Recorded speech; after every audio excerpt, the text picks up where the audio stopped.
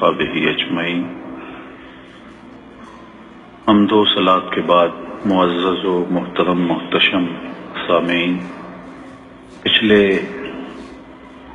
دروس میں حضور علیہ السلام کے مختلف اعضائے انور کا ذکر آپ نے سماعت کیا۔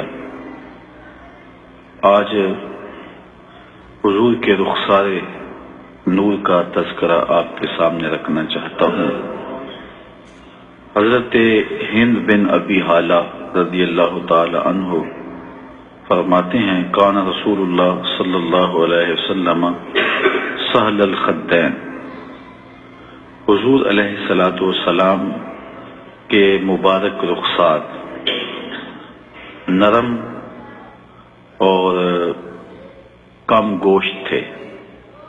امام صالحی علیہ رحمہ نے سہل کی تعریف یہی کی ہے، قلیل اللحم رقیق الجلد، جس پر گوشت بہت زیادہ نہ ہو اور جلد جس کی باریک ہو۔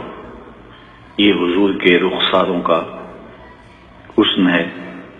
حضرت ابو بکرہ رضی اللہ تعالی عنہ حضور علیہ السلام کے رخسار نور کا ذکر کرتے ہوئے فرماتے ہیں، کان رسول اللہ صلی اللہ علیہ وسلم ابیض الخد۔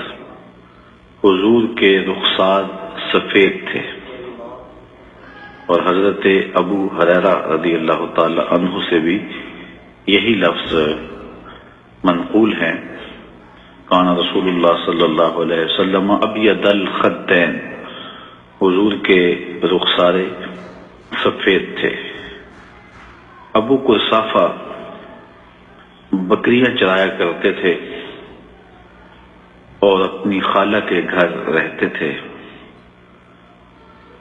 ایک دن وہ حضور کی خدمت میں حاضر ہوئے، حضور کو دیکھا، پھر حضور کے ہو کے رہ گئے۔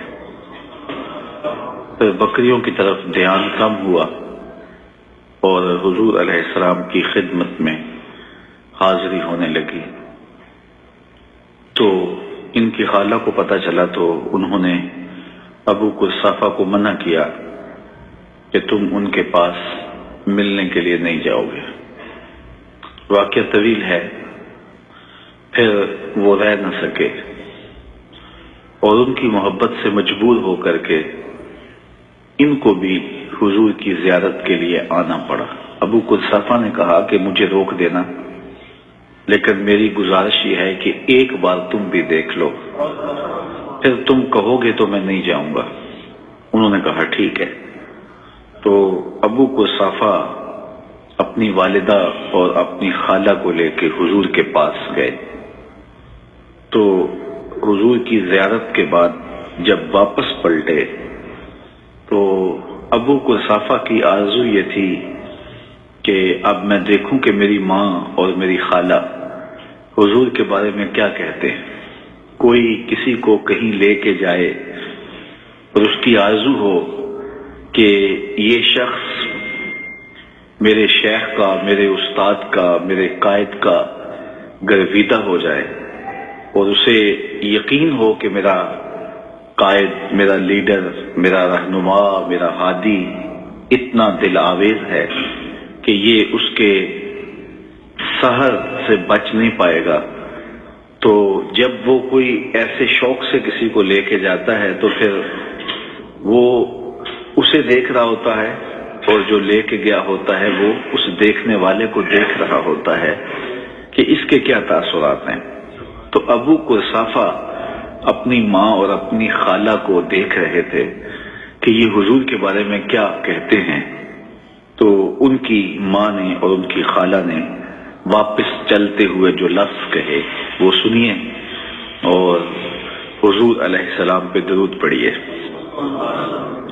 تو ابو قحافہ نے پوچھا کہ بتاؤ پھر حضور کیسے ہیں؟ تو انہوں نے کہا ما رأینا مثل ھذا الرجل، ہم نے اس شخص جیسا شخص زندگی میں دیکھا ہی نہیں۔ احسن وجہن، ہم نے اتنا سونا چہرہ کسی کا نہیں دیکھا۔ ولا انقا ثوبا، اور جتنا پاکیزہ لباس اس نے پہنا ہے ہم نے کسی کا ستھرا اور پاکیزہ لباس کسی کا نہیں دیکھا، ولا الین کلامن، اور جتنی میٹھی گفتگو اس کی ہے کسی اور کی ہم نے سنی نہیں ہے۔ اور اگلے لفظ سنیے جو ابو قرصافہ کی خالہ نے کہے، ابو قرصافہ کی ماں نے کہے، وَرَأَيْنَا كَالنُّورِ يَخْرُجُ مِنْ فِيهِ، کہا ابو قرصافہ کیا بتائیں، جب وہ بولتا تھا تو اس کے منہ سے نور نکلتا تھا۔ اللہ اکبر۔ حضرت ابو ہریرہ رضی اللہ تعالیٰ عنہ فرماتے ہیں، ما رأیت شیئا احسن من رسول اللہ صلی اللہ علیہ وسلم کأن الشمس تجری فی وجہہ، میں نے کسی چیز کو بھی حضور سے زیادہ سونا نہیں دیکھا، کوئی شے نہیں دیکھی جو حضور سے زیادہ حسین ہو، اور سورج ایسے تھا جس طرح حضور کے رخساروں میں چلتا ہو، اس طرح حضور کے چہرے میں سورج جس طرح گردش کرتا ہو، یہ حضور کا چہرہ تھا، یہ حضور کا رخ انور تھا۔ یہ نہیں کہا کہ میں نے حضور جیسا کوئی انسان نہیں دیکھا، کہا حضور جیسی میں نے کوئی شے بھی نہیں دیکھی۔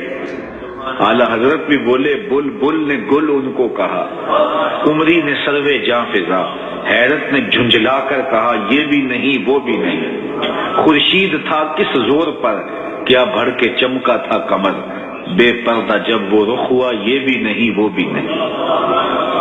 تو حضور کا حسن ہر چھپ میں گہرا رہا، اور حضور کا چہرہ چمکدار تھا، روشن تھا۔ حضرت کعب بن مالک رضی اللہ تعالیٰ عنہ روایت کرتے ہیں، کان رسول اللہ صلی اللہ علیہ وسلم اذا سر استنار وجہہ حتی کأنہ قطعۃ من القمر، کہتے ہیں کہ جب حضور مسکراتے تھے تو حضور کے چہرے سے نور نکلتا تھا، ایسے لگتا تھا جس طرح چاند کا ٹکڑا ہوتا ہے۔ اللہ اکبر۔ حضرت برا بن عازب رضی اللہ تعالیٰ عنہ جلیل القدر صحابی ہیں، ذرا ان سے بھی سنیے کہ یہ حضور کے حسن کے بارے کیا کہتے ہیں۔ کہتے ہیں، کان رسول اللہ صلی اللہ علیہ وسلم احسن الناس وجہا واحسنہم خلقا، حضور علیہ الصلوۃ والسلام کائنات میں ہر شخص سے زیادہ سونے بھی تھے اور سب سے زیادہ حضور خلق والے بھی تھے۔ نہ حضور کی صورت جیسی صورت کسی کی تھی، نہ حضور کی سیرت جیسی سیرت کسی کی تھی، ان کی صورت بھی لاجواب تھی، ان کی سیرت بھی لاجواب تھی۔ حضرت انس رضی اللہ تعالی عنہ خادم رسول صلی اللہ علیہ وآلہ وسلم فرماتے ہیں، کان رسول اللہ صلی اللہ علیہ وسلم اظہر اللون، حضور علیہ الصلوۃ والسلام کا رنگ چمکدار تھا۔ اظہر ایسے رنگ کو کہتے ہیں، وہ سفید رنگ جس رنگ میں سرخی کی آمیزش ہو۔ چونے کی طرح حضور کا رنگ سفید نہیں تھا، کیونکہ جو چونے کی طرح سفید رنگ ہوتا ہے اس میں کشش نہیں ہوتی، تو جو گندمی رنگ ہوتا ہے تو اس کے اندر بھی سیاہی کا غلبہ ہوتا ہے۔ تو حضور کا رنگ ازہر تھا، اس کا معنی چمکدار بھی ہے، اور علماء نے اس کا معنی یہ کیا ہے وہ سفید جس میں سرخی کی آمیزش ہو۔ تو سرخ و سفید رنگ تھا حضور کا، اور جو حضور کو دیکھتا پھر وہ دیکھتا ہی چلا جاتا۔ جنہوں نے حضور علیہ السلام کے چہرہ انور کے حسن کو بیان کرتے ہوئے ابیض کا لفظ استعمال کیا، جس طرح کہ پیچھے حضرت ابو ہریرہ سے مروی روایت گزری ہے، ابیض الخدین کے لفظ گزرے ہیں، تو انہوں نے ابیض اس معنی میں استعمال کیا ہے کہ سفیدی کا غلبہ تھا۔ تو باقی حضور کا رنگ ازہر تھا، چمکدار تھا، اور اس میں سفیدی کے ساتھ آمیزش تھی سرخی کی، سرخی اور سفیدی کا امتزاج تھا حضور کا چہرہ۔ اور آقا کریم علیہ السلام کے اسی چہرہ نور کا ذکر حضرت عمار ابن یاسر کے پوتے نے حضرت ربیع بنت معوذ سے پوچھا، کہا کہ تم نے حضور علیہ السلام کو دیکھا ہے تو ہمیں بتاؤ حضور کیسے تھے۔ تو انہوں نے جو جواب دیا وہ ذرا سنیے۔ وہ کہتے ہیں، لو رأیتہ رأیت الشمس طالعہ، کہ اگر تو حضور کو دیکھ لیتا تو تو بے ساختہ پکار اٹھتا سورج چڑھا ہوا ہے، ایسا حضور کا چہرہ تھا۔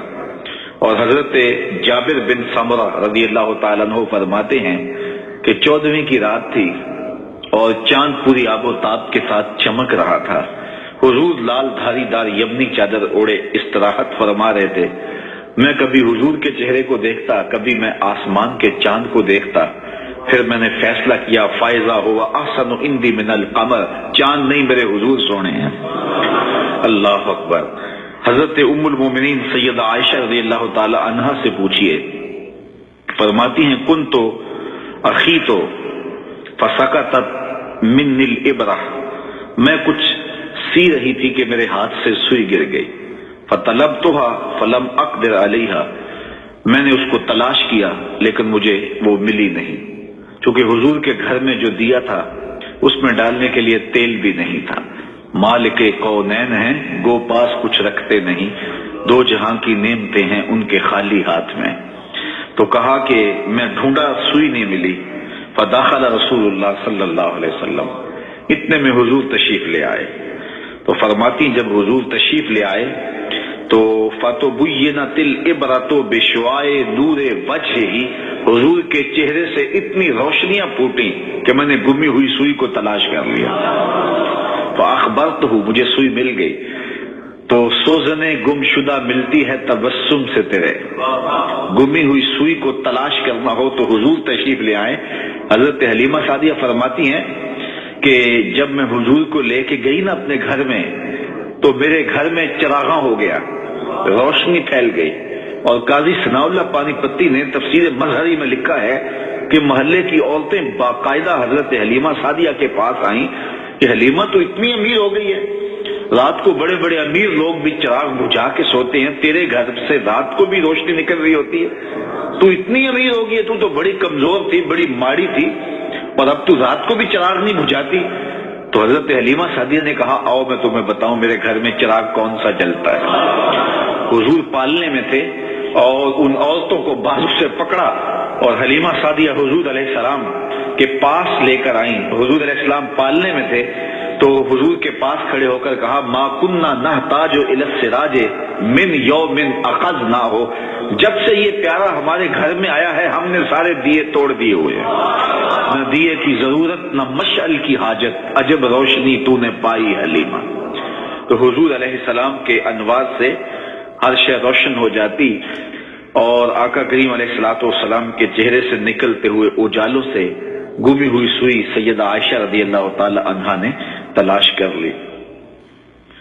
جامع بن شداد حضرت طارق بن عبداللہ رضی اللہ تعالی عنہما سے روایت کرتے ہیں، اور یہ بڑی دل آویز روایت ہے، آپ سنیں گے تو آپ کو ٹھنڈ پڑے گی۔ ایک دن حضور سیر کرتے ہوئے باہر تشریف لے گئے، وہاں ایک قافلے نے پڑاؤ کیا ہوا تھا اور ان کے وہاں اونٹ چل رہے تھے۔ ایک سرخ رنگ کا اونٹ حضور کو پسند آ گیا، قافلے والوں سے کہا کہ بیچتے ہو؟ انہوں نے کہا جی ہم بیچتے ہیں۔ میرے شیخ طریقت حضرت خواجہ محمد یعقوب مصطفی رحمت اللہ تعالی علیہ فرماتے ہیں کہ میں دل ویچا میں جگر ویچا جے پیارا محمد آ جاوے، نہیں میں اپنا سارا گھر ویچا جے پیارا محمد آ جاوے۔ انہوں نے بیچنا تھا یا نہیں بیچنا تھا حضور نے پوچھا تو انہوں نے کہا جی بیچتے ہیں۔ کتنے کا بیچتے ہو؟ کہا اتنے کا، سودا طے ہو گیا۔ حضور فرمایا میں تاجرانہ غرض سے تو آیا نہیں تھا، میں تو سیر کے لیے آیا، یہاں تمہارا اونٹ مجھے پسند آ گیا تو میں اس کا خریدار بن گیا، میں اپنے شہر میں جا کر اس کی قیمت تمہیں بھیج دوں گا۔ اونٹ پکڑا اور حضور سوئے مدینہ چل دیے۔ جب تک حضور دکھائی دیتے رہے وہ حضور کو دیکھتے رہے، جب نظروں سے اوجھل ہو گئے تو دل پہ ہاتھ رکھ کے کھڑے ہو گئے۔ تھوڑی دیر کے بعد جب سکتے سے باہر آئے تو ایک دوسرے سے پوچھنے لگے یار ایک شخص آیا تھا اور اونٹ ادھار لے گیا اور تمہیں اپنا پتہ بھی نہیں بتا کے گیا، تم سب کی عقل پہ پردہ پڑ گیا کہ تم نے اس کا پتہ ہی نہیں پوچھا۔ جب کسی کو نقد سودا دیا جائے تو اس کا عطا پتہ نہیں پوچھا جاتا، اور ادھار دیا جائے تو یا تو آپ اسے جانتے ہو یا درمیان میں کوئی ضامن ہو یا کوئی چیز گروی رکھ لی جاتی ہے۔ تو کہا کہ ایک شخص آیا اور وہ تم سے اونٹ لے گیا، تم نے نہ اس کا پتہ پوچھا، نہ کوئی اس نے ضامن دیا، اور نہ تم میں سے اسے کوئی جانتا ہے، یا سب کی عقل پہ پردہ آ گیا، کسی نے اس کا پتہ پوچھ لیا ہوتا ایک بولا یار جب وہ بات کرتا تھا اس کے منہ سے پھول جھڑتے تھے۔ دوسرا کہنے لگا جب وہ مسکراتا تھا تو سامنے والے پہاڑوں پہ عکس پڑتا تھا۔ ایک کہنے لگا میں تو اس کی آنکھیں ہی دیکھتا رہ گیا، کیا خوب سجن دیاں اکھیاں نے، جویں پر کے سرائیاں رکھیاں نے، تو اجے میرا یار نہیں ڈٹھا، جنوں ویکھ کے چند شرماوے، ادھی راتی دن چڑھ جاوے، جیو رخ تو نقاب اٹھاوے، تے جیو نکلے سیر کرن نو سارا گلشن سیس نواوے، اتے دھرتی لف لف جاوے، جے ہاتھ پھلاں وچ رکھدا ہاتھ پھلاں تو ود جاوے، نین نشیلے مست رسیلے وچ سونا کجل سہاوے، اکھ اگڑے تے انج پیا جاپے جویں میں خانہ کھل جاوے، توبہ توبہ حسن سجن دا چال نہ چلی جاوے، بجلی ڈردی لشک نہ مارے متا بے ادبی ہو جاوے، علم خدا نے اینا دتا عقلاں وچ نہ آوے، عقل خدا نے اینی دتی علماں وچ نہ آوے، کی اعجاز نظر وچ او دی جو آوے وک جاوے، خلق او دے نے مولئی دنیا کوئی ورلا ہی جان بچاوے، آزم ایڈا سونا ماہی سانو کدھرے نظر نہ آوے۔ کہا جو بھی ہوا تم اس کے حسن میں کھو گئے، اور وہ اپنے حسن کا جادو جگا کے قیمتی اونٹ ہتھیا کے لے گیا۔ تو جب انہوں نے یہ بات کہی تو امام زرقانی لکھتے ہیں کہ اب تک خاموش بیٹھی قافلے کے سردار کی بیوی نے خیمے کا پردہ سرکایا اور ان سے مخاطب ہو کے کہا واللہ لقد رأیت رجلا کان وجہہ قطعۃ القمر لیلۃ البدر، کہا خبردار اس کے خلاف کوئی بات کی، اللہ کی قسم میں نے ایسا شخص دیکھا ہے کہ جس کا چہرہ چاند کا ٹکڑا ہے، انا ضامنۃ لثمن جملکم لا یغدر بکم، خبردار اس کے خلاف کوئی بات کی اس کی ضمانت میں دیتی ہوں، اگر وہ قیمت نہ دینے آیا تو قیمت مجھ سے وصول کر لینا۔ انہوں نے کہا اچھا تو اسے جانتی ہے؟ کہا واللہ میں بھی اسے نہیں جانتی۔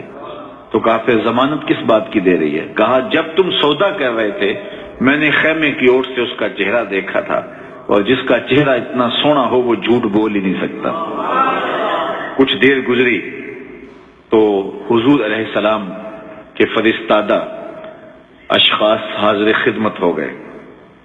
فلما کان العشاء اتانا رجل فقال انا رسول اللہ صلی اللہ علیہ وسلم، تو ایک شخص آیا جس نے کہا کہ میں رسول کریم صلی اللہ علیہ وسلم کا قاصد ہوں اور حضور نے مجھے تمہاری جانب بھیجا ہے، اور یہ لو کھجوریں، ان سے اپنی قیمت پوری کر لو، اور یہ کھجوریں حضور نے تمہاری ضیافت کے لیے بھیجے۔ انہوں نے کہا کہ قیمت تو ہم لیں گے لیکن بتا وہ پیارا رہتا کدھر ہے؟ انہوں نے کہا کہ وہی یہ کھجوروں کے جو جھنڈ دکھائی دیتے ہیں یہی اس محبوب کا ڈیرا ہے۔ امام زرقانی لکھتے ہیں کہ سارا قافلہ اٹھا اور حضور کے قدموں میں جا کے بیٹھ گیا، تیری تک کے اداواں میں مرید ہو گئے، سب نے اسلام کی دولت حاصل کی۔ تو حضور کا چہرہ ہی اتنا خوبصورت تھا کہ جو دیکھتا تو پھر دیکھتا ہی رہ جاتا، اور اقبال بھی کہتے ہیں شش جہت روشن زتاب روئے تو، شش جہت روشن زتاب روئے تو، ترکو تاجی کو عرب ہندوئے تو، محبوب یہ 6 سمتیں آپ کے چہرے کی چمک سے روشن ہیں، یہ ترک بھی آپ کے غلام ہیں، یہ تاجک بھی آپ کے غلام ہیں، یہ عرب بھی آپ کے غلام ہیں، پوری کائنات حضور کی غلامی کا دم بھرتی ہے، اور وہ چہرہ انور روشنیاں بانٹتا ہے، اجالے دیتا ہے۔ اعلیٰ حضرت نے کیا خوب کہا، جن کے آگے چراغ قمر جھل ملائے، ان ہزاروں کی طلعت پہ لاکھوں سلام۔